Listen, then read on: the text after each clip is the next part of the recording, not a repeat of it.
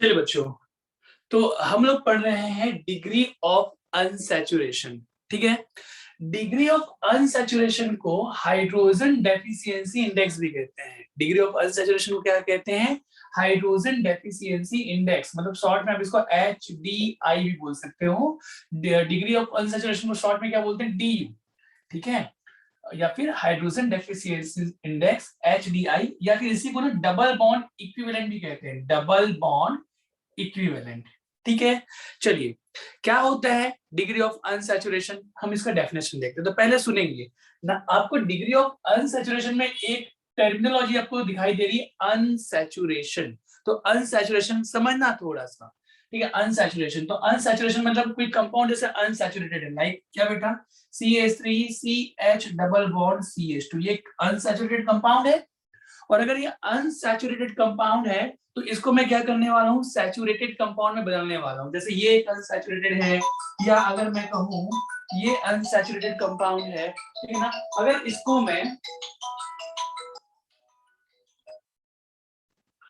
इसको मैं ठीक है एक सैचुरेटेड कंपाउंड में कन्वर्ट करता हूँ, तो मैं क्या करूंगा, इसमें देखो, इसका सैचुरेटेड कंपाउंड क्या होगा?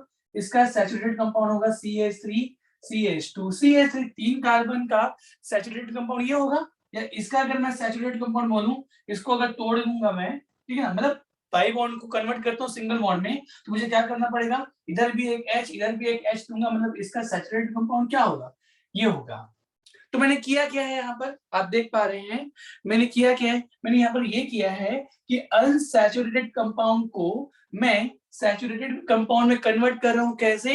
हाइड्रोजन देकर। तो मैंने यहाँ पर क्या किया है, यहाँ पर मैंने पाई बॉन्ड, ये जो पाई बॉन्ड है डबल बॉन्ड, इसको मैंने किसी एक, ये पाई बॉन्ड को मैंने तोड़ा। जैसे ही मैंने ये पाई बॉन्ड को तोड़ा, इधर और इधर जो कार्बन था, इधर एक H दिया, इधर एक H दिया, तो ये CH से CH2 बना, और CH2 से CH3 बना। मैंने मतलब एक मोल हाइड्रोजन क्या किया है? प्रोवाइड किया है। जैसे मैंने एक मोल हाइड्रोजन प्रोवाइड किया, एक पाई बॉन्ड टूट गया, सिंगल बॉन्ड में कन्वर्ट हो गया। यहां पर भी मैंने क्या किया, ये जो पाई बॉन्ड है इसको तोड़ने के लिए मैंने 1 मोल H2 प्रोवाइड किया है। ये मैंने प्रोवाइड किया, इधर एक H, इधर एक H, जैसे यहां पर भी प्रोवाइड किया, एक H इधर, एक H इधर, इस तरीके से इसको इसमें कन्वर्ट किया, इसको इसमें कन्वर्ट किया। तो मैंने किया क्या है, अनसैचुरेटेड कंपाउंड को मैंने सैचुरेटेड कंपाउंड में कन्वर्ट किया है। तो अनसैचुरेटेड कंपाउंड जो है यहाँ पर, ये सैचुरेटेड कंपाउंड में कन्वर्ट हो गया है। तो इसके लिए मैंने कितने मोल हाइड्रोजन प्रोवाइड किए हैं? 1 मोल। कितने मोल हाइड्रोजन प्रोवाइड किए? 1 मोल। यहाँ पर भी ठीक है ना, ये अनसैचुरेटेड था, इसको मैंने सैचुरेटेड में कन्वर्ट किया, तो मैंने कितने मोल प्रोवाइड किए हैं? 1 मोल। तो 1 मोल मैंने हाइड्रोजन क्या प्रोवाइड किया है? H2 प्रोवाइड किया है। तो सुनना ध्यान से, ठीक है ना। तो किसी कंपाउंड को, कोई जो कंपाउंड है, ठीक है ना, इसको जब मैं एक सैचुरेटेड, यहां पर अगर पूरा डेफिनेशन देखेंगे ना, तो पूरा डेफिनेशन पढ़ लेंगे तो आपको और क्लियर होगा। फिलहाल इस कंपाउंड को मैं एक सैचुरेटेड कंपाउंड में कन्वर्ट कर रहा हूं, तो उसके लिए मैंने इसको कितना हाइड्रोजन, कितना H2 सप्लाई किया है? 1 मोल H2 सप्लाई किया है। तो जो मैंने 1 मोल H2 सप्लाई किया है ना, वही इसका क्या है? डिग्री ऑफ अनसैचुरेशन है। मतलब क्या कि किसी कंपाउंड को DU ऑफ द कंपाउंड क्या है? किसी भी कंपाउंड का DU क्या है? DU of the compound is equal to the number of moles of hydrogen, number of moles of hydrogen that must be supplied to the compound. ठीक है ना, कि किसी कंपाउंड को कितने H2, कितने मोल H2 सप्लाई किया जाए कि वो ओपन, ध्यान रखना, ओपन चेन सैचुरेटेड कंपाउंड में कन्वर्ट हो जाए। ओपन चेन सैचुरेटेड कंपाउंड में कन्वर्ट हो जाए, क्या मतलब है? चलिए, आपने ओपन क्यों लिखा है? तो फिलहाल यहाँ पर इस क्वेश्चन में ओपन का मतलब नहीं है, क्योंकि ये ऑलरेडी ओपन था, तो ये ओपन था, तो ये ओपन ही बना है। तो यहाँ पर ठीक है ना, ये ओपन था, और इस ओपन को ऑलरेडी मैंने सैचुरेटेड कंपाउंड में कन्वर्ट कर दिया, मतलब ये compound already open chain saturated compound है। तो इसको यहाँ पर कन्वर्ट करने के लिए मैंने क्या दिया है?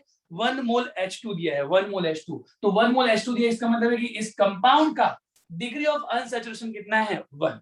वैसे इस कंपाउंड में मैं बोलूं, ये ऑलरेडी पहले से ओपन था, इसको मैंने सैचुरेटेड कंपाउंड में कन्वर्ट किया, इसके लिए मैंने कितने H2 प्रोवाइड किए?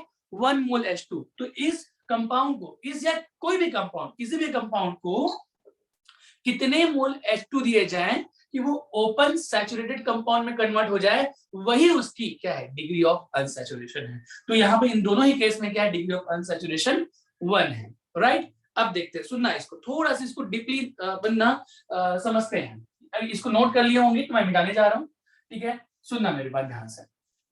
क्या कि एक कंपाउंड है, इसको जानते हैं क्या, ये कंपाउंड है, ये क्या है, साइक्लोब्यूटेन। ये क्या है, साइक्लोब्यूटेन, ठीक है, साइक्लोब्यूटेन है।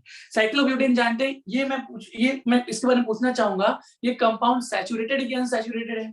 तो कहेंगे कि सर सैचुरेटेड कंपाउंड क्या होता है, अगर कार्बन कार्बन के बीच में सिंगल बॉन्ड है ना, डबल बॉन्ड या ट्रिपल बॉन्ड नहीं है, तो कंपाउंड सैचुरेटेड है। तो यहाँ पर आप देख पा रहे हैं कि कार्बन कार्बन के बीच में क्या है, यहाँ पर सिंगल बॉन्ड है, सारे के सारे सिंगल बॉन्ड है, मतलब कंपाउंड सैचुरेटेड है, कंपाउंड सैचुरेटेड है।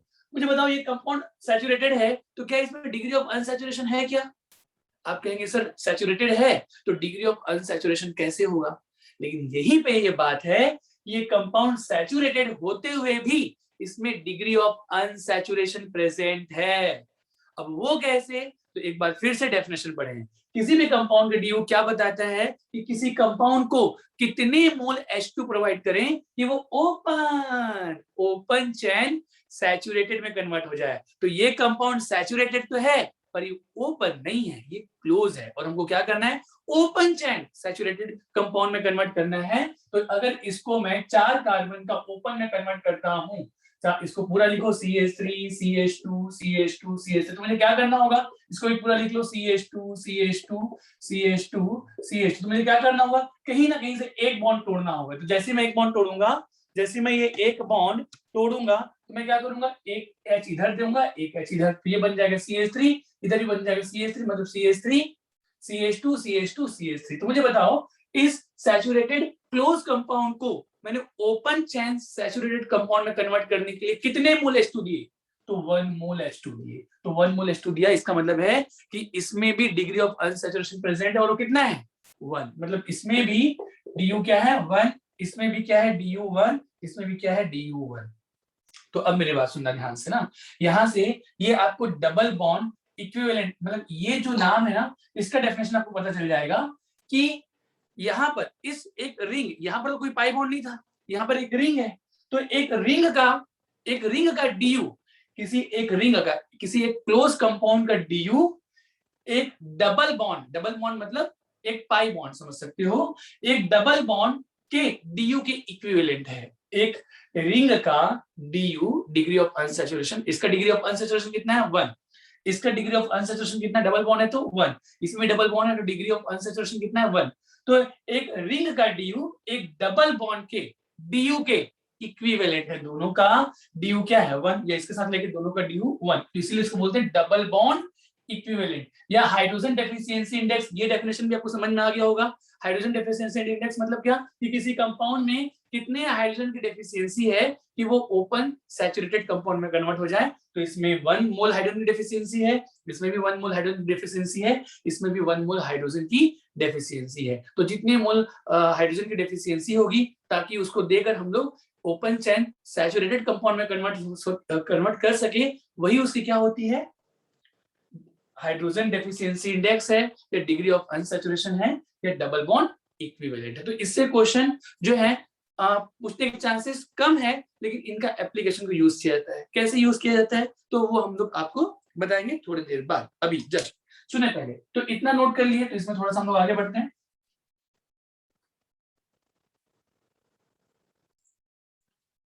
चलिए बच्चों, तो सुने डिग्री ऑफ अनसैचुरेशन, ठीक है ना, अभी हम लोग क्या पढ़े, डिग्री ऑफ अनसैचुरेशन।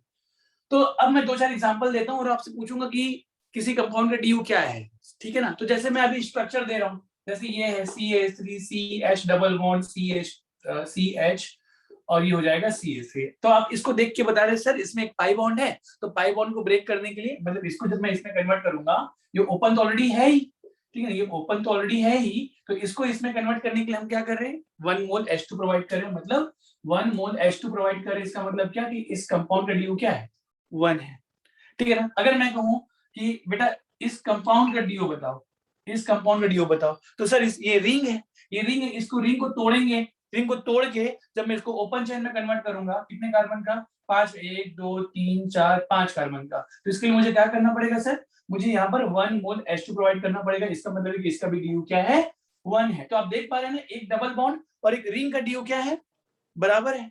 तो यहां से इस क्वेश्चन से एक रिजल्ट निकाल सकता हूं मैं, क्या कि du इज इक्वल टू 1 क्या बताता है, du इज इक्वल टू 1, ठीक है ना। किसी भी कंपाउंड का जो du है वो क्या बताता है, किसी भी कंपाउंड का du अगर 1 है, इसका मतलब है, या इसका मतलब दैट मींस उस कंपाउंड में या तो एक पाई बॉन्ड होगा, डबल बॉन्ड है तो एक पाई बॉन्ड, दैट मींस क्या, ठीक है ना, the compound has one pi bond, या तो कंपाउंड में वन पाई बॉन्ड होगा, एक पाई बॉन्ड होगा, या फिर एक रिंग होगा, वन रिंग होगा। किसी भी कंपाउंड का du अगर 1 है, इसका मतलब क्या है, या तो उसमें एक पाई बॉन्ड होगा या तो उसमें एक रिंग होगा, ठीक है ना। या अगर मैं ऐसा कहूं, सुनने ध्यान से, ठीक है ना, किसी भी कंपाउंड का du अगर 2 है तो इसका मतलब क्या है, दैट मींस क्या, अगर किसी भी कंपाउंड का du 2 है तो इसका मतलब है कि या तो उस कंपाउंड में दो पाई बॉन्ड होगा। अब दो पाई बॉन्ड जो है ना, ये किस टाइप में हो सकता है, या तो दो डबल बॉन्ड हो, या एक ट्रिपल बॉन्ड हो। समझ में आ रहा है क्या, ये ऐसे भी हो सकता है, या तो दो डबल बॉन्ड हो या एक ट्रिपल बॉन्ड हो। समझ में आ रहा है, ये अपने लॉजिकल है, अब देख लेना, ठीक है ना। तो या दो पाई बॉन्ड हो या फिर दो रिंग हो, उस कंपाउंड में दो रिंग हो, ठीक है ना, एक रिंग का एक ड्यू, दूसरे रिंग का एक और ड्यू, तो 1+1 दो ड्यू, या फिर एक पाई बॉन्ड हो, ठीक है ना, और एक रिंग हो, तो एक पाई बॉन्ड का एक ड्यू, एक रिंग का एक ड्यू। तो ऐसे आप लोग ड्यू का मतलब समझ सकते हो कि ड्यू इज इक्वल टू 1 मतलब क्या, या तो एक पाई बॉन्ड होगा या तो एक रिंग होगा, या अगर मैं ड्यू इज इक्वल टू कहता हूं तो ड्यू इज इक्वल टू का क्या मतलब है, या तो दो पाई बॉन्ड होगा या तो दो रिंग होगा, या एक पाई बॉन्ड होगा एक रिंग होगा। क्या मतलब है इसका, सुनना। तो इससे क्या साबित होता है, जैसे अगर मैं आपसे कहता हूं इसका एप्लीकेशन में यूज कैसे होता है, जैसे मैं आपको कह दिया कंपाउंड कि C4H8 के टोटल आइसोमर्स बनाओ, ठीक है ना, C4H8 के टोटल आइसोमर्स बनाओ, तो आप क्या करोगे, इस कंपाउंड का DU निकालना सबसे पहले। टोटल आइसोमर्स बोला हूं मतलब अब तो मैंने कोई कंडीशन तो दिया नहीं कि ओपन वाले बनाना है या क्लोज वाले बनाना है, समझ पा रहे हो क्या। तो आप क्या करना, सबसे पहले इस कंपाउंड का DU निकालना, तो सबसे पहले आपको DU निकालना आना चाहिए, वो हम देखेंगे कि DU कैसे निकालते हैं, ठीक है। स्ट्रक्चर दिया तो हम लोग पाई बॉन्ड या रिंग को देख के बता सकते हैं, ठीक है ना। या मॉलिक्यूलर फॉर्मूला दिया तो कैसे DU निकालना है वो भी हम चेक करेंगे, अभी हम बात करेंगे। फिलहाल मैं कहता हूं कि आपको ये कोई कंपाउंड दिया हुआ है, क्वेश्चन दिया हुआ है, पूछा है कि इसके टोटल आइसोमर्स बनाकर हमको बताओ कितने इसके आइसोमर्स बनेंगे, तो सबसे पहले आपको निकालना है इसका DU। तो इसका जब DU निकालोगे ना, वो हम सीखेंगे कैसे निकालते हैं, तो DU इसका निकलेगा 1। तो जैसे DU 1 निकला तो आप समझ जाना कि इसका DU 1 है, तो इसका मतलब है कि या तो अगर मैं ओपन चेन बनाऊं, अगर मैं कार्बन कार्बन की ओपन चेन बनाऊं, तो ओपन चेन में क्या रखूंगा, ओनली वन पाई बॉन्ड रख के मैं इसके क्या बनाऊंगा, कंपाउंड बनाऊंगा, ठीक है ना। एक पाई बॉन्ड रखकर मैं उसके आइसोमर्स बनाऊं, कितने आइसोमर्स बन सकते हैं हम बात करेंगे ना।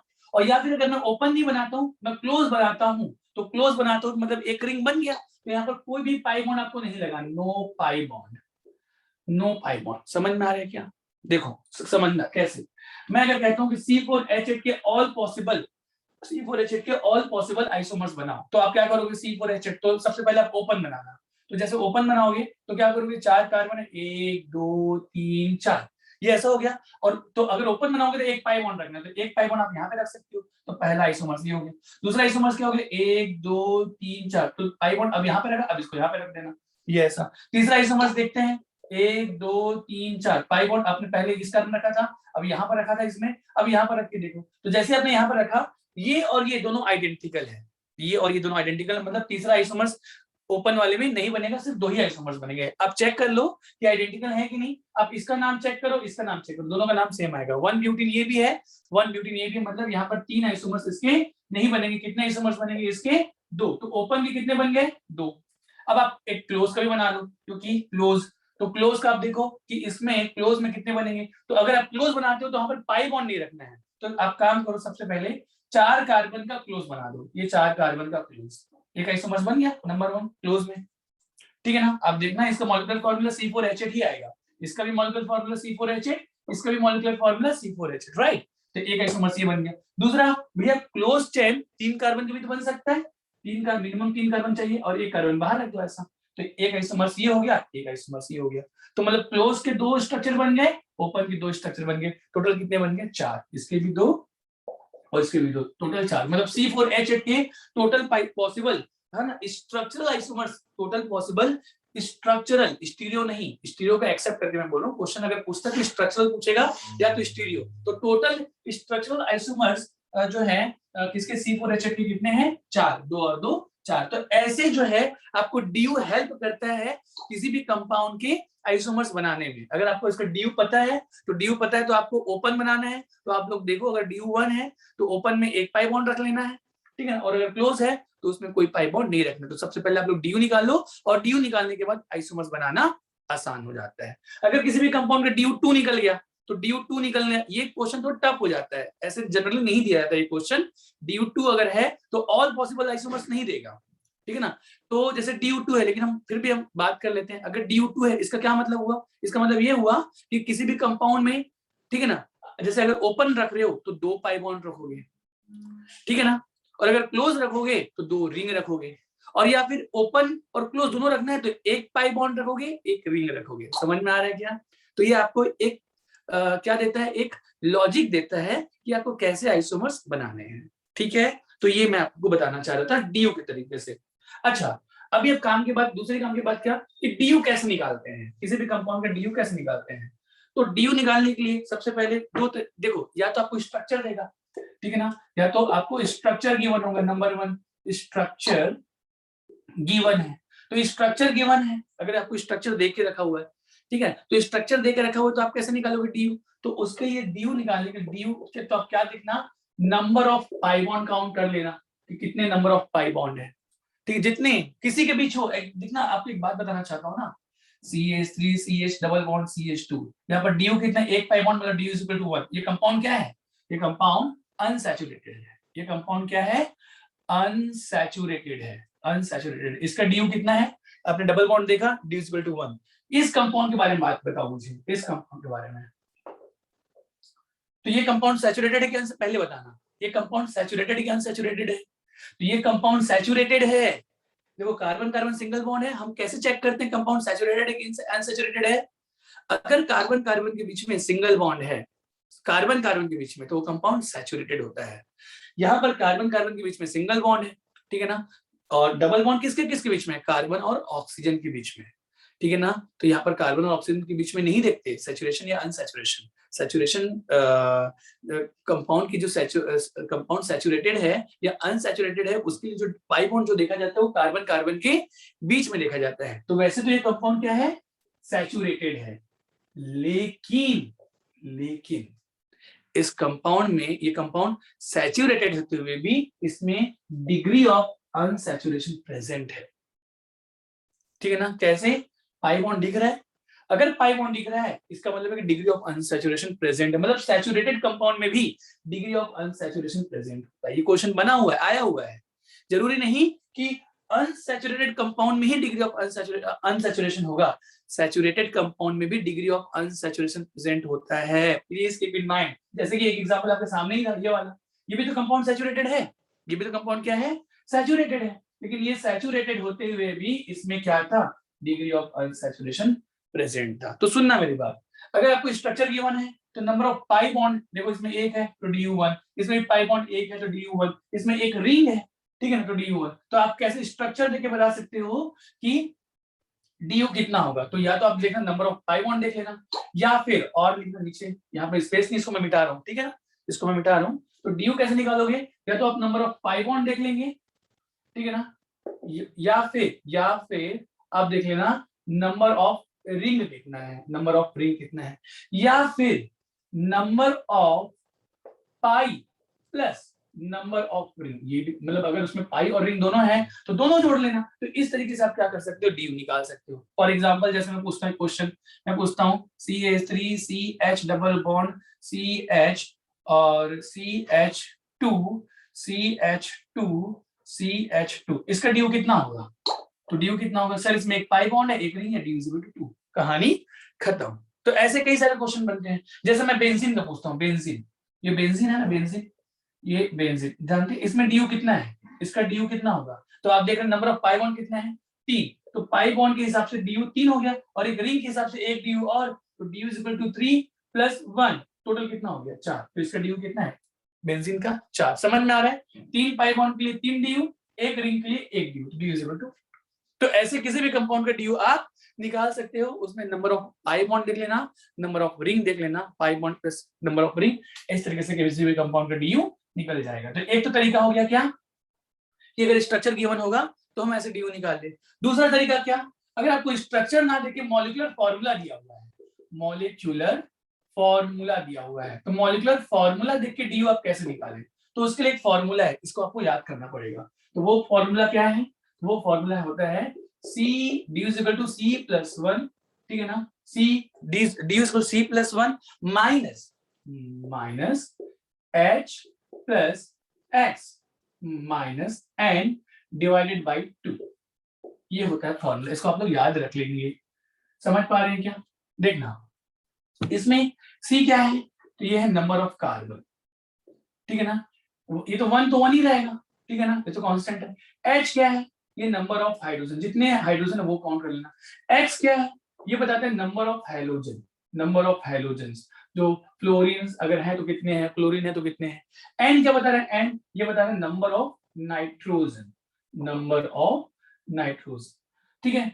आप पूछेंगे सर इसमें अगर ऑक्सीजन निकल गया तो बेटा इस फॉर्मूले में ऑक्सीजन दिख रहा है क्या, नहीं, तो अगर किसी कंपाउंड में ऑक्सीजन दिख जाता है, किसी कंपाउंड के मॉलिक्यूलर फॉर्मूले में ऑक्सीजन दिख जाता है, तो ऑक्सीजन को क्या कर देना, नेग्लेक्ट कर देना। समझ पा रहे हैं क्या, तो यहाँ पर आप ध्यान रखना, जैसे ऑक्सीजन है या सल्फर है, ऑक्सीजन या सल्फर, ये जो डाइवेलेंट स्पीसीज है ना, ये डाइवेलेंट है। डाइवेलेंट जानते हैं क्या, जैसे ऑक्सीजन क्या बनाते हैं, डबल बॉन्ड बनाता है, समझ पा, जैसे ऑक्सीजन डबल बॉन्ड, सल्फर भी डबल बॉन्ड बना सकता है, ठीक है ना। तो ये जो डाइवेलेंट स्पीसीज जो है, डाइवेलेंट स्पीसीज आर नेग्लेक्टेड, इसको नेग्लेक्ट किया जाएगा, ये नोट ध्यान में रख, नोट, ठीक है। जैसे कि अगर मैं, सुनना मेरी बात ध्यान से, अब मैं कुछ एग्जांपल बता रहा हूं, ठीक है। ये नाइट्रोजन ट्राइवेलेंट होता है, 3 बॉन्ड बनाता है, हेलोजन मोनोवेलेंट होता है, तो यहाँ पर जो देख रहे हैं ना, इसमें ये भी मोनोवेलेंट है, ये भी मोनोवेलेंट है, यहाँ ये भी ट्राइवेलेंट है, तो मोनोवेलेंट जो है वो ऐड किए जा रहे हैं, इसको ध्यान रखना। ये फॉर्मूला याद करने का तरीका क्या, तो C+1 माइनस, ये भी मोनोवेलेंट है, ये भी मोनोवेलेंट है, मोनोवेलेंट मतलब एक बॉन्ड बनाते हैं, तो मोनोवेलेंट जो होते हैं वो जोड़े जाते हैं, और ट्राइवेलेंट जो होते हैं वो, ठीक है, सब्सट्रैक्ट किए जाते हैं, तो ऐसे आपको याद हो जाएगा, ठीक है। तो चलिए, तो ये फॉर्मूला आप लोग याद रख लेना। दूसरा, ये ऑक्सीजन सल्फर जो अगर मिल गए तो उसको क्या किया जाएगा, नेग्लेक्ट किया जाएगा। अब चलो हम लोग DU निकालते हैं, ठीक है। जैसे मैं पूछता हूं आपसे, पहले एग्जांपल, C4H8 का DU कितना होगा, पहले ही निकाल चुके हैं, तो आपको पता है C4H8 का DU 1 होता है, इससे पहले देखा था स्ट्रक्चर बना के। अगर आपको स्ट्रक्चर नहीं पता है तो चलो इस फॉर्मूला से निकालते हैं। तो C+1, कार्बन कितना है 4, तो 4 + 1 ये हो गया, ठीक, माइनस हाइड्रोजन कितना है 8, हाइड्रोजन है क्या, नहीं, 0, ठीक है, नाइट्रोजन है क्या, नहीं, 0, डिवाइडेड बाय 2, तो कहानी खत्म कर दो, ये 8/2, ये 5 हो गया, ये 5 माइनस 8/2 कितना होगा 4, तो 5 - 4 = 1, आगे DU = 1, ऐसा। अच्छा मुझे एक बात बताओ, अगेन सुनना क्या, एक अभी मैंने एक क्वेश्चन लिया था ना, CH3 C double bond O CH3, इसका DU निकाला था 1, इसका DU निकाला था 1, क्योंकि इसमें एक पाई बॉन्ड है, राइट। तो चलो क्रॉस चेक करते हैं कि वाकई में इसका DU 1 है कि नहीं, इसको इसके फॉर्मूला में चेक करते हैं। इसका पहले मॉलिक्यूलर फॉर्मूला निकालो, कितने कार्बन है, 1 2 3 कार्बन, हाइड्रोजन कितने, 3 और 3 6, C3H6, और कितने ऑक्सीजन, E। चलो इस मॉलिक्यूलर फॉर्मूला का हम निकालते हैं DU, तो चलो इस मॉलिक्यूलर फॉर्मूला का DU निकालकर हम लोग चेक करते हैं, ठीक है। मुझे बताओ कार्बन कितने हैं, 3, 3 + 1, 3 + 1, ठीक है, माइनस हाइड्रोजन कितने हैं 6, हाइड्रोजन कितने हैं 0, ऑक्सीजन भी नेग्लेक्ट है, तो 6, हाइड्रोजन कितने हो गए 6/2, ठीक है। चलो निकालो, 4 माइनस ये 4 हो जाएगा, ये हो जाएगा 3, 4 - 3 = कितना हो जाएगा 1। तो देखो इसका DU इस कंपाउंड का DU क्या है 1, इसके किसी भी स्ट्रक्चर का, इस कंपाउंड के, इस मॉलिक्यूलर फॉर्मूला के किसी भी स्ट्रक्चर का DU कितना आना चाहिए, 1 आना चाहिए। समझ में आ रहा है क्या, तो ऐसे आपको कभी भी आपको कोई मॉलिक्यूलर फॉर्मूला दे दिया और पूछेगा कि इसके ऑल पॉसिबल आइसोमर्स बनाओ, ठीक है ना, तो सिंपल क्वेश्चन में तो डी की जरूरत नहीं पड़ती है, लेकिन कुछ अच्छे अगर क्वेश्चंस हैं नॉर्मली, तो सबसे पहले उस कंपाउंड का डी निकाल लेना। मोलिकुलर फॉर्मूला का डी निकालना आना चाहिए। इस फॉर्मूले से जैसे ही आप डी निकाल लो, तो डी निकालने के बाद डी अगर जीरो आया, अगर डी जीरो है, अगर डी जीरो है, तो डी जीरो इसका मतलब है कि सिर्फ और सिर्फ ओपन बनाना है, क्लोज नहीं बनाना है, सिर्फ ओपन बनाना है और कार्बन कार्बन सिंगल बॉन्ड रखना, पाई बॉन्ड रखना ही नहीं है। du is equal to zero का मतलब क्या? No pi bond and no ring, no pi bond and no ring, ठीक है ना। तो du is equal to zero अगर आ गया तो कोई पाई बॉन्ड नहीं, कोई रिंग नहीं, मतलब कार्बन कार्बन का ओपन, और ओपन में कितने बनेंगे वो आप चेक कर लेना। डी इज इक्वल टू 1 आ गया तो इसका मतलब है कि अगर आप ओपन बनाते हो तो एक पाई बॉन्ड रखना, अब उसका जगह बदलते बदलते, ठीक है ना, उसका आइसोमर्स बना लेना, और अगर और क्लोज बनाना है तो सिर्फ क्लोज बनाना, उसमें पाई बॉन्ड नहीं रखना, ठीक है ना। तो इसके क्वेश्चंस हम लोग करेंगे आगे भी। फिलहाल हमने यहाँ पर क्या देख लिया? डिग्री ऑफ अनसैचुरेशन, ठीक है। चलिए, थैंक यू सो मच।